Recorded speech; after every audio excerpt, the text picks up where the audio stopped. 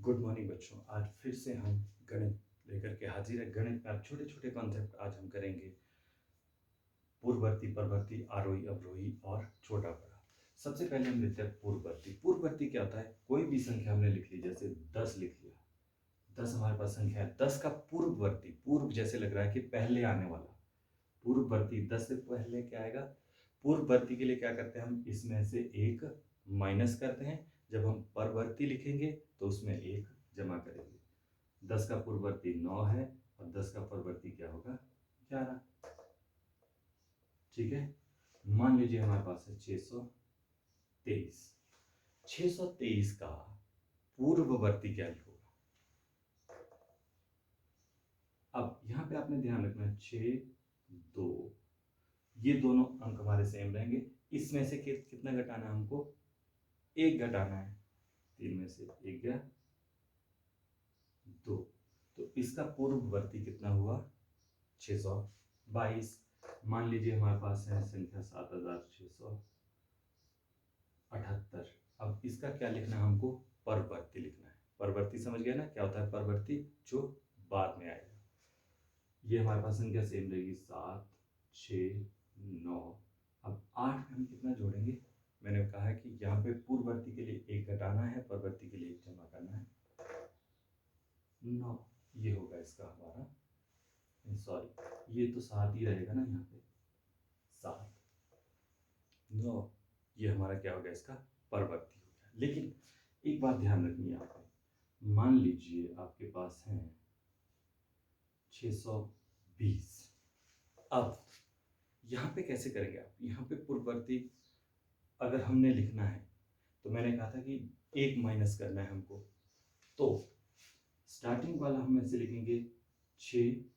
अब यहाँ पे ध्यान रखना है 2 और 0। 0 से पहले क्या आता है? 0 से पहले क्या आता है? कुछ नहीं आता है। तो हमें इन दोनों को, ये कितनी संख्या है हमारे पास? 20 है। इसमें से एक घटाना है। 20 में से एक गया, कितना बचेगा हमारे पास? कोशिश करो बच्चों, कितना गया? 19। तो इसका परवर्ती क्या होगा? 19। और वैसे ही पूर्ववर्ती, परवर्ती में अगर मान लीजिए हमारे पास है 790। 790 में क्या आएगा? ये तो बिल्कुल सही है। 90 के बाद कितना आएगा? 91 आता है। लेकिन अगर हमारे पास 7 6 9, अब यहाँ पे कुछ चीजें चेंज होने वाली है, इसलिए मैं ये कॉन्सेप्ट यहाँ पे ले रहा हूँ। इसका परवर्ती अगर हमने चेंज करना है तो कितना ऐड करना हमने इसमें? एक। स्टार्टिंग वाला वैसे ही लिखेंगे आप 7। 69 में एक ऐड करेंगे तो कितना आएगा? 69 जमा एक कितना हो गया? 70। इसका 70 हो गया। ठीक है बच्चों, ये एक छोटा सा कॉन्सेप्ट था पूर्ववर्ती और परवर्ती का, ये आपको पता होना चाहिए। अब आरोही और अवरोही क्रम। आरोही क्रम, एक संख्या हमारे पास है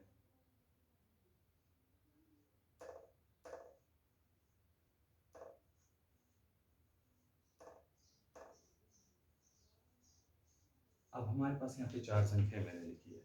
अब हम कौन सा कर रहे हैं? ये वाला कर रहे हैं आरोही और अवरोही क्रम।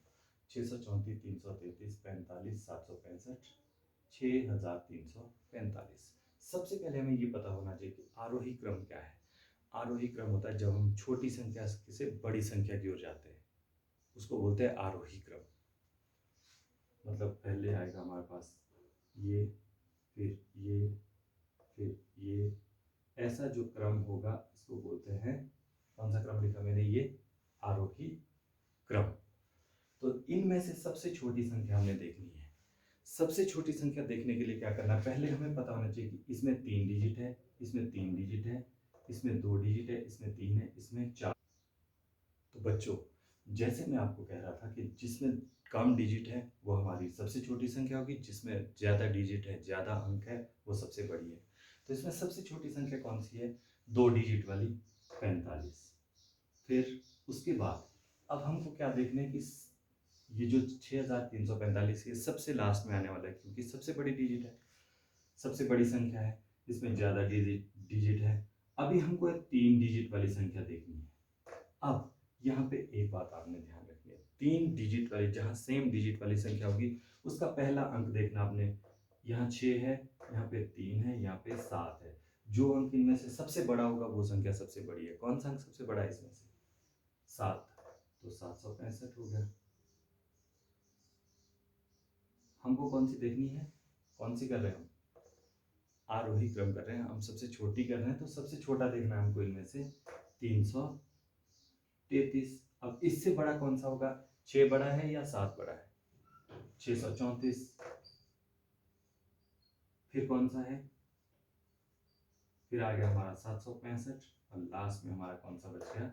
6345। ठीक है। कभी क्या होता है, कभी मान लीजिए आपके पास एक संख्या ऐसी है, मैं आपको उदाहरण क्लियर समझा रहा हूं।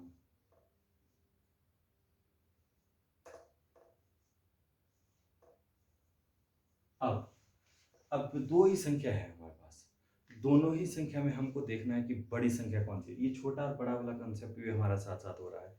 इनमें अगर क्या क्या, सबसे पहले तो हम क्या गिनेंगे? डिजिट। 1 2 3 4 इसमें पूरे हैं, 1 2 3 4 इसमें भी 4 है। ठीक है। अब क्या देखना है, यहाँ पे क्या रूल है कि हमको पहला अंक देखना है जो बड़ा होगा। पहला अंक 7, पहला अंक 7, ये भी सेम है। दूसरा अंक देखना है फिर हमको, अगर ये सेम है, दूसरा 6 है, यहाँ भी 6 है, ये फिर सेम है। अब हमको उससे अगले अंक पे जाना है। यहाँ पे कितना है? 3 है, और यहाँ पे 4 है, ये अलग है। अब बता सकते हैं आप इसमें से छोटी संख्या कौन सी है और बड़ी संख्या कौन सी है? छोटी हो गई हमारी जिसमें छोटा अंक है। 3 हमारी, 7634 छोटी संख्या है, 7643 बड़ी हो गई। क्लियर है बच्चों? ये था आरोही क्रम। ऐसे ही हमको अवरोही क्रम लिखना है। अवरोही क्रम,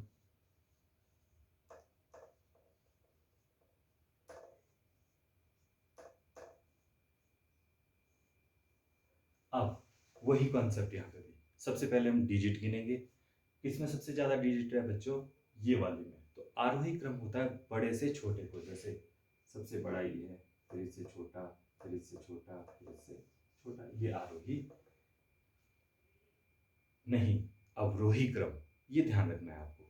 आरोही छोटे से बड़ा, अवरोही बड़े से छोटा। अभी हम कौन सा कर रहे हैं? अवरोही क्रम कर रहे हैं। अवरोही क्रम में सबसे बड़ी संख्या कौन सी है? इसमें 4 डिजिट वाली पहले पता लग रहा है, 5 1 6 3 5163। अब इन तीनों के डिजिट सेम है तो क्या प्रोसेस है? सबसे पहले ये और ये देखना है। अब हमको कौन सी संख्या चाहिए? सबसे बड़ी चाहिए, क्योंकि हम अवरोही क्रम कर रहे हैं ना। सबसे बड़ी संख्या कौन सी होगी इसमें? पहले ये तो छोटी है, इन दोनों के डिजिट बराबर हैं, ये बड़े हैं, लेकिन इसके बाद वाले डिजिट हम देखेंगे, 3 यहाँ पे और यहाँ पे 6 है, तो कौन सी संख्या बड़ी हुई? 463। फिर लास्ट में हमारे पास कौन सी है? इसके बाद वाले 432, और फिर लास्ट कौन सा बच गया हमारे पास? एक ही बची, 321। ये हो गया हमारा अवरोही क्रम। इन मैथ्स की आपको प्रैक्टिस करनी है। छोटा बड़ा मैं आपको पहले बता चुका हूं, एक बार फिर से करते हैं।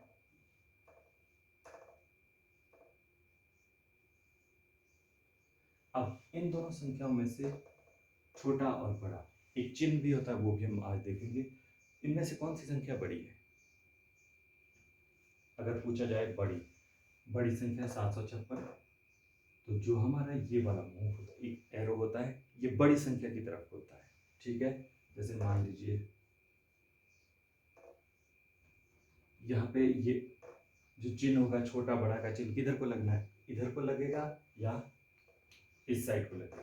मैं पहले आपको कह चुका हूँ कि इसका मुंह किधर को खुला होगा? जिस ओर आपकी बड़ी संख्या है, ये बड़ी संख्या है। ठीक है बच्चों, आज हमारे पूर्ववर्ती, परवर्ती, आरोही, अवरोही, छोटा बड़ा का कॉन्सेप्ट क्लियर हो गया। बहुत मैथ्स के जो कॉन्सेप्ट है ये सारे इन वीडियो में मैं कवर कर चुका हूँ। अब आपको कोई भी डाउट नहीं होना चाहिए। इसकी प्रैक्टिस आपको खुद अपने लेवल पे करनी है, रफ कॉपी में। ठीक है बच्चों, थैंक यू।